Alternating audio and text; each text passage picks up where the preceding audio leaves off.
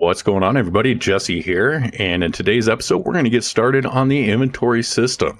But before we get into that, I just wanted to come over here and kind of give you an idea, give you a little sneak preview of generally what this is going to end up looking like by the time we're done with it. There's going to be a little bit more frills and functionality to it when we actually do the project, but this is generally what it's going to look like. So if we go ahead and we open up our inventory here, you can see we got a nice little screen here, and we've got some bread that's already pre-populated in here, and we've got a hot bar down here at the bottom. Currently we have water in the hot bar. You can grab it and drag it around. You can take it and put it in here and you know, just kind of move things around like you would expect in an inventory system. One thing we're going to add is when you take an item and you drag it off the inventory, it's going to drop it in the world. It's not in this functionality right here, but that is something that we will be adding. And if you were to take an item and you try to drop it over something that's either a full stack or a different item that you're currently trying to drop, it's just going to switch items around for you. So that's just kind of a neat little feature to be able to just kind of organize your inventory setup here. So let's just go ahead and take the water and let's set it back down here into the hot bar. So when we back out here, you see we got a couple items in the world. So when we get up, we get close enough to an object, you're going to see that we got the outline around the object. So you're looking at it, and a little text pops up, says press F to pick up the water. So now you're going to notice when we press F to pick up the water, it didn't actually stack over the water. Now it is a stackable item, at least the way I have it set up. You can set the items to be as big of a stack as you want or non-stackable, however you want to do it. We'll get over that a little bit later. But I designed this to where the water is stackable, but it's not going to check your hotbar to see if you have the items for stacking. That's something we can look at a little bit later if you want to, but you can take the similar items as long as they can stack and there's room to be able to stack it. You can do it there.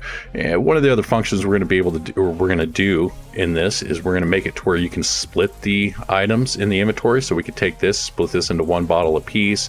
So we'll look into doing that as well.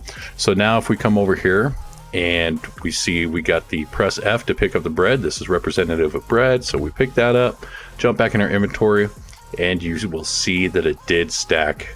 So yeah, and then we select the item there, and you can see you've used the food. Come over here, click that, you've used liquids, do it again, and now our inventory is empty. There's nothing else there. Jump back out, and yeah, it remembers the space and all that fun stuff. Pretty much what you would expect from an inventory system. Come up here and you can click the X to get out of it as well. We're going to end up having storage units. There's going to be some other things that you're not seeing right here that's going to be in the system. But at that point, the storage units, that's really going to be pretty much easy, because once we get this base inventory system set up, you're going to be able to take this inventory component and you're going to be able to drop it on virtually anything you want, whether it's an AI character or some other actor in the world, and you're going to be able to give it an inventory system and it should just work. Maybe a little bit of adjustments you might have to do depending on how we set it up, but generally speaking, the inventory system is just going to work. We may add some UI elements down here in the screen to show health and stamina and all that good stuff, but we're not going to get too far out in the weeds. Ultimately, it's going to be up to you guys to decide what we're going to do with this project or any other project moving forward. If you haven't joined the discussion already, head on over to my Discord channel. In there, you can get some help and you can talk to some like-minded people who are into Unreal Engine, and we can help each other out. And from there, you can also support me on the Patreon, and you can help drive our content and let me know what you want to see next, whether with this project or anything else on my channel. Head on over to the Discord. In the meantime, let's go ahead and let's get this tutorial started. All right, first things first, let's just go ahead and launch the editor here. We're in 5.0.3 and select game here. And what I'm going to do is I'm just going to go ahead and select a blank project. We're going to come back and we're going to grab the character from our starter template. If you haven't seen that video, go ahead and check that out. We're going to be grabbing a few things from that. Link should be up in the cards up there in the top right hand corner. Go ahead and check that out. When you're done watching that and getting that all set up, you can come over and jump it back here, or you can just start the project however you want. If you just want to do third person, then start the project there. But for me, for this tutorial, I'm just going to open up a blank project. We're going to keep it as blueprints for right now. Desktop maximum, and I don't want to enable starter content. I'm going to bring a couple things over from my starter template that is starter content, but I don't need to include the entire thing in there and increase the size of my file. I'm going to enable ray tracing here. You don't have to do this. I'm going to do this just in case if I need that functionality a little bit later. Now you can turn on all the settings and stuff in the engine if later you decide you want to do this, but it's not really intuitive. There's a bunch of different switches and things you got to turn on to be able to get it exactly right. So I'm just going to enable it now. It may not be a big deal. It may not be something I end up needing in the future. But again, it depends on how far we're going to take this project. So I'm just going to enable this now. It's not that big of a deal. Make sure you select your proper file location. And then I'm going to name this one. Let's just go ahead and name this survival underscore. I'm going to put a survival YT for YouTube because I've got a couple of these projects. If you watch a little bit of my live stream, you kind of get a behind the scenes of how I record this. So YT is for YouTube. This is the one I'm going to do for you guys moving forward. So let's just go ahead and create it and get this started.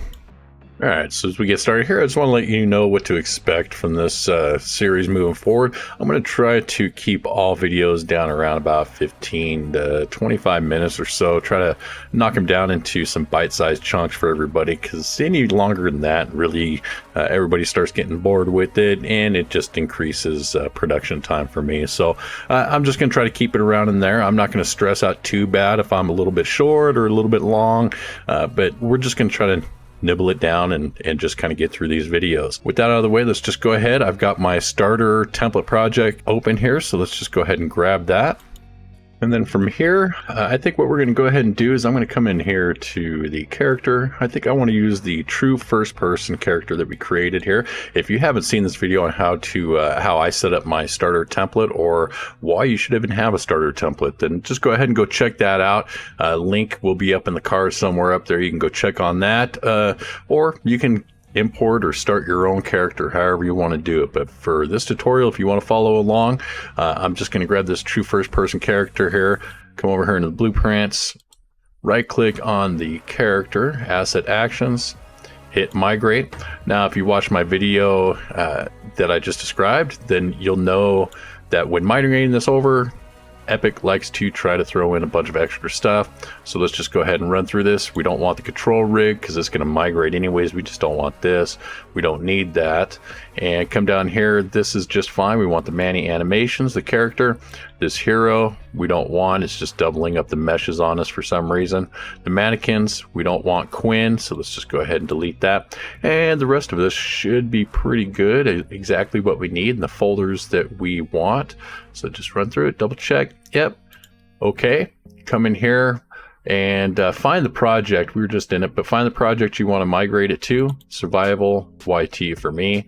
Come in here to content, just select that. Hit select forward folder, and it's going to migrate over. It's going to tell you some things didn't migrate. Those are just things we didn't include, so don't even worry about it. We're going to have everything over there. We'll double check that in a minute. Open up the content drawer again. Right click on the player controller, asset action, migrate, and this one's a little bit easier. All we got is the controller. Hit OK. Make sure that our content folder is selected, and that migrated over just fine. Lastly, I just want to come down here to the starter content, and I'm just going to grab a couple of these shapes just for prototyping.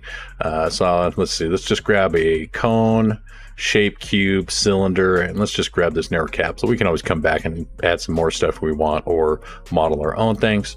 Let's right click on one of those, and with all four of them selected, asset action, migrate. It's going to come in here. We got the four shapes. They share a material, so it's only transferring one material over.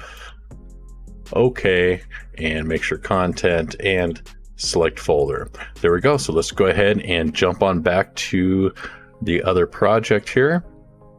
All right, so now that we're back in our main project, let's go ahead and open up the content drawer and make sure everything transferred over. We got the Manny animations like we wanted. Come down here. We got the materials, the meshes for Manny, and the rig, all that good stuff. See, this is why we didn't need to do all the controls. They already come with it. And open up the true first person blueprint. We got our character here, and we got our PC true first person controller. Down here we got our starter content. Open this up, and yeah, we got our shapes and the material for that. So everything transferred over properly. So in this video, we're just going to set everything up. Well, not everything. We're going to get some of the primary things that we're going to need to get started here. We're just going to open up some blueprints. We're going to get this controller working. We're going to get the character moving around in the world, and just very basic stuff. And then in the next episode, we'll start getting the programming in. So let's just go ahead and start adding some things here. Let's get this player controller set up. Let's jump back in here into the blueprints for the first person character here and open up the player controller. And right away, you're going to see that we got some errors. So if you're following what I've got here, migrating it all over, then you're going to have these errors too. So either you can delete these and create your own events. Either way, you're going to have to end up adding the player inputs here into the project settings, so it doesn't really matter what you do. But if you're going to delete these, you might as well do it in your starter content before ever migrating it over. So I'm just going to keep the name the same.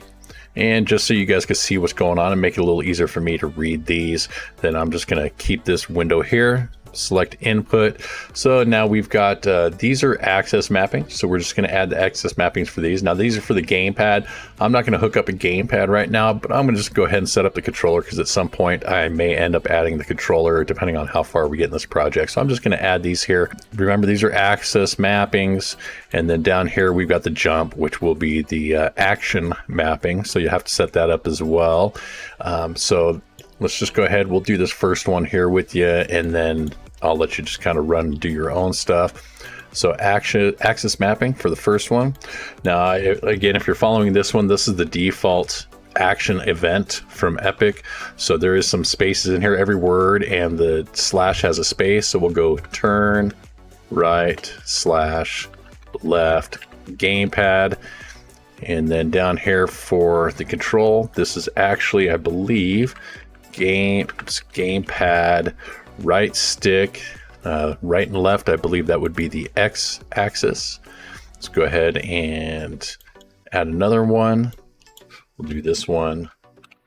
Look up slash down gamepad. This will be gamepad, right thumbstick Y. And then now let's go ahead and compile it, and that should remove our warnings there. So good, we enter the name properly here. So let's just go ahead and add the rest of them here. These are the mice inputs. So let's go ahead and do that, and we'll be right back here. All right, so I've got everything set up here. A couple things worth the note here. Now the move forward and backward and the move right and left, they're shared functions. So if you're entering the gamepad for the other function, then you should enter the gamepad functionality here. So I got gamepad left thumbstick Y axis for the move forward and backwards, and then the right and left is the left thumbstick X axis. We could test that later when we actually hook up a gamepad controller. So if it's wrong right now, it's no big deal. These other ones, we won't know if we're right yet until we actually hook up the player or the game mode and then set this to use it. But I believe this is correct. So the look up and down for the mouse needs to have a -1 here, I believe. Otherwise it'll be inverted. And then the forward and backwards, the S will need to be -1, and the left right, I believe the left A would be -1. So let's go ahead. We'll leave the project settings here for a minute because we're gonna have to jump back in there. Let's Control Shift S. Let's make sure we save it here and open up the hotbar. Let's open a new folder, start a new folder here. Let's call this Core. We'll have our game mode and player state or anything else we might need. We'll keep it in this folder. Blueprint class, game mode base, and I'm going to name this GM_main. So this is our main game mode. Open this up. I want to close this right back out because I don't need the full blueprint editor. So we'll open it up here. We've got this. So let's have it select our player controller class. Let's have it use our PC true first person, and then the default pawn class. Let's set that as BP true first person. Compile it, And I'm going to set mine, I don't think I've done it yet, I'm going to set my game to, or my project to always save on compile. You should still be in the habit of saving it on a regular basis, but at least now every time we compile or the editor compiles, it will save it for us. Jump into the project settings, come up here to maps and modes, and the default game mode, let's select the GM_main, and this automatically saves, so we can close out the project settings now. We need to come out here into the world, and we don't have a player start, so let's just go ahead and add one real quick. Drop this down, and let's see, under basic, player start, let's just drop it in the world right there. Will work just fine for us, I think. All right, so let's go ahead and hit the play button here. Once we're in, we can go ahead and move around, check our mouse. We look down, we look at, move down on the mouse, it looks down, up, and so that works properly. Left and right seems to work good. And let's walk left, walk right, forward, backwards, and hit jump. And yeah, so everything seems to be working pretty good. So let's just go ahead and back out. So one of the things I want to do before we get too far into it, before we start adding a bunch of blueprints, is if you followed my tutorial on the starter template, or if you're just downloaded it, whichever, you're going to want to make this change. I noticed when making this that there's a slight issue with the camera, and if you have downloaded this, if you are a program level patron and you downloaded this, then you can just go re-download it to get the fix for it. But the camera's just a little bit off here. If we look here at the front view, let's just go ahead and go front view and just kind of zoom in on this. You're going to see that the camera's actually pointed a little sideways. Now it's hard to tell because the animation, his head's moving a little bit, but yeah, you can pretty much see that it's not really set straight. So when you actually walk forward here in the world, let's just go ahead and start it up, and let me show you here. If you actually walk forward, you can see it's actually moving a little bit off to the left. So even when we look forward here, see it's moving off to the right. So it's just a little bit off. So let's just go ahead in here into the rotation, and let's go -5. I found seems to be pretty close to center. We can get this even more perfect down the road if we want. We can put some crosshairs into the screen, in the center of the screen, and then just kind of line up the camera to that. But as long as it's relatively close, and I think this is relatively close. So now if we hit play, come in here and walk forward, and it's going to be walking forward. So for at least the way the camera looks, so it's not going to look like we're walking sideways. All right, so let's go ahead and get into the meat and potatoes of this video. So let's go ahead and open up the content drawer. And again, we're just going to add some basic blueprints just to get us started, get a little structure going here. We'll get into the coding in the next video. So let's go ahead into the content folder here. Let's add a folder or two. Let's see, new folder. Let's name this one inventory. This is where all our inventory related things will go. Inside of inventory, let's add another folder, and we'll call this one items. Back in the content real quick, another new folder, and we will call this one widgets. So now in the inventory, come in here, let's right click and go blueprint class, and let's get an actor component. Select that. Let's name this AC for actor component underscore inventory component. This is going to be the main thing that tracks all our inventory for us. This is what we're going to be able to attach to whatever we want to have in inventory, and it will just work. All right. Now let's go ahead and go to blueprints, and let's add a structure. We're not going to use structures to store all our object or item information. In fact, for this, we're going to end up doing the object class setup like I showed in a previous video. If you haven't seen that video, then it's up in the cards right now. Go ahead and check that out. That'll give you kind of an idea how we're going to structure all our items in this project itself. But what this struct will end up doing, you'll end up seeing, but this is going to kind of be a container for the item, as well as how many, it'll keep track of like quantity and a couple other things. You'll see how it's set up a little bit later, but let's just go ahead and grab that and call it F_inventory item. And then let's go ahead and head over to the widgets, and let's add a new user interface widget blueprint. Select user widget here, and we will call this one WBP for widget blueprints _ primary HUD. This will be the primary widget that displays our stuff on the HUD on our info screen. So let's go ahead and head back to the inventory folder and go into the items folder. And let's just go ahead and add a couple objects here. This will be the start of our base item information. Select blueprint class. Let's come down here to all classes and select the very top one, object. And let's go ahead and name this one BP _ base item. Let's go ahead and right click on the base item. Let's go create child blueprint class from this. We'll call this one BP _ food. And the base item, like again, go watch that video if you haven't seen it yet, but briefly, base item, this is going to be like the parent for everything else moving forward. The food will be like the parent for all the food items, but it's also will inherit any functions or variables that will come off of this one. So we'll just create this parent-child structure as we move through.